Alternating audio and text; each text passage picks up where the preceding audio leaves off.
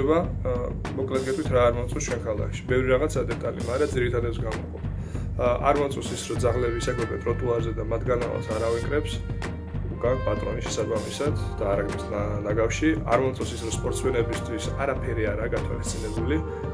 ველოსიპედისტვის არ არის გზები, საგზაო მოძრაობის წესები, ნიშნები, შეგიძლია უბრალოდ ისე იქნო, მაგრამ ისევ აღარ შეიქნა, იმიტომ რომ პრობლემა ჯიპიანი ადამიანი გადაწყვეტს, რომ და შეუხვიოს და მორჩა. ასევე არ მომწონს, რომ ძველი ქალაქი თითქმის არავინ არ ზღავს ძველი ქალაქი შედარჩუნდეს. რაც სოლაკი თაცმინდა ვერა გვეგრევა თავზე.